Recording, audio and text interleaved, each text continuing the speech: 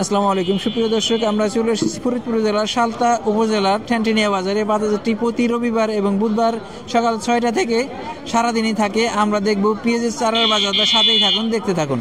বাজারটাকে দেখান। বাজারে কিন্তু আমরা সবসময় দেখি যে পেঁয়াজে ভরপুর থাকে, সেই বাজারে এখন পেঁয়াজের চারাই ভরপুর হয়ে গেছে। আমরা জানবো এই পেঁয়াজের চারার বাজার দর। কৃষকদের একটা অভিযোগ যে পেঁয়াজের চারার পর্যাপ্ত দাম পাইতেছে না। আমরা কথা বলবো কৃষক ভাইদের সাথে, কেমন কি দাম আজকে জানবো। দেখি সুন্দর সুন্দর পেঁয়াজ নিয়ে আসে, বড় বড় আটি।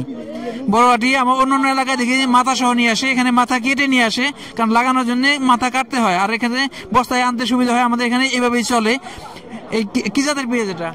এটা লাল তীর। কি লাল তীর? এই এলাকায় লাল তীরটাই বেশি পাওয়া যায়। দাম দর কেমন হইতেছে আজকে? ভাই আজকে নামানোর পর 3টা হয়ে গেল, একদম 4টা বললো। 3 টাকা বলছে, 4 টাকা বলছে। আসলে হালির দামটা কম, কারণ কৃষকরা বেশি লাভের আশায়, যার 2 কেজি দানার দরকার ছিল সে 10 কেজি দানা কিনছে। এক্ষেত্রে দানার দাম বেড়ে গেছে। এখন যখন তাদের লাগানো হয়ে গেছে, লাগানোর পর চারা অতিরিক্ত হয়ে যাওয়ার কারণে দামটা কমে গেছে। কি জাতের চারা এটা? Super king. সুপার কিং দাম হয়েছে 3 টাকা 2 টাকা। 3 টাকা। আসলে চারা তুলতে একটা খরচ আছে, তোলার খরচটাই উঠতেছে না। তারপরেও এটা ফেলে দেওয়া যাবে না। বেশিরভাগ কৃষক চারা না তুলে ওই জমিতেই রেখে দিছে। এটা সাধারণত গুটি পেঁয়াজ হবে, গুটি পেঁয়াজ হিসেবে বিক্রি করে দিবে পরে। কত দাম হয়েছে এটা? তো 3 টাকা। 3 টাকা করে দাম বলছে। কি জাতের পেঁয়াজ এটা? এটা হলো হাফিজ কিং। হাফিজ কিং। আপনার নিজের জমি লাগানো হয়ে গেছে? নিজের জমি লাগানো হয়ে গেছে। অতিরিক্ত চারাটা নিয়ে আসছে। আমরা আর কিছু চারা দেখি। এই চারাটাকে আটিটাকে ছোট ছোট। কত দাম হলো? 3 টাকা করে। 3 টাকা বলছে। আটি ছোট বড় হয়ে থাকে, তার উপরে একটু 3 থেকে 5 টাকা এর মধ্যে আমরা দেখতেছি বাজার। এই ভাইয়া টাকা বিক্রি হয়েছে নাকি? না বিক্রি হয় নাই। বিক্রি হয় নাই। নিজের জমি লাগানো হয়ে গেছে? নিজের জমি লাগানো হয়ে গেছে। কতটুকু জমি চাষ করছেন? এবার 3 বিঘা জমি চাষ। 3 বিঘা চাষ করছেন। গতবার কি পরিমাণ চাষ করছিলেন? গতবারও 3 বিঘা করছিলাম। দাম হয়েছে কত? এটি 2 টাকা আটি করতেছে। 2 টাকা। আটিটা একটু ছোট হয়ে 2 টাকা বলতেছে। 2 টাকা 3 টাকা। আর একটু আটি বড় হলে একটু বাড়তি দাম আছে। এই চারাটা একটু, প্রিয় দর্শক, একটা বিষয় জানাই যে অনেকে দেখা যায় চারা চিকন আর মোটা। এই চারাটা কিন্তু একটু মোটা সাইজের। এই মোটা চারাটা লাগানোর সাথে সাথে বেঁচে যায় এবং দ্রুত ক্ষেত ঘিরে যায়। আমরা যতটুকু জানি, এই মোটা চারা যখন কিনবেন, একটু মোটা চারা কিনলে যদিও একটু আয় কম হয়, মানে কম জমি লাগানো যায়, কিন্তু চারাগুলো দ্রুত বাঁচে এবং চারাগুলো রিস্ক কম থাকে এবং দ্রুত বেঁচে যায়। কেমন দাম হয়েছে? 3 টাকার উপরে কয়। 3 টাকা করে বলছে। আপনি দেন নাই এখনো? 3 টাকা করে বলছে। আমরা দেখি বাজারে দেখি চারা ভরপুর। যে ব্যবসায়ীরা সাধারণত কিনে, তারপরে ব্যবসায়ীরা আবার সকালবেলা সাধারণত কৃষকরা এই বীজ চারাগুলো নিয়ে আসে।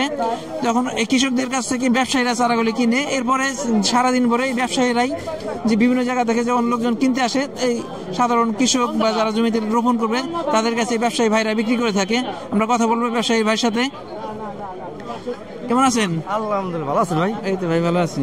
কি অবস্থা? কি ধরে কিনলেন আজকে স্যার? এবার 3 টাকা মাথা, 4টা নাই আজকে, বুঝছেন? 3 টাকায় যাইতে মোটা। 3 টাকা নিচে কিনছেন নাকি? না, 3 টাকার নিচে কিনা নেই ভাই।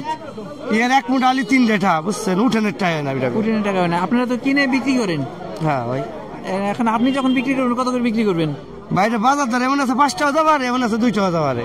তার মানে সকালবেলা আপনি যে বাজার যে রেট, কৃষক বাজার রেটে কিনছেন, এখন দুপুরে যে চাহিদা বেশি থাকে দাম একটু বাড়বে, চাহিদা যদি কমে যায় আবার দাম কমে যাইতে পারে। তার বেশি কিছু নাই। গতকাল আপনি যে গতকাল কোন বাজার করছেন? আমি গতকাল করছিলাম আপনার 1400।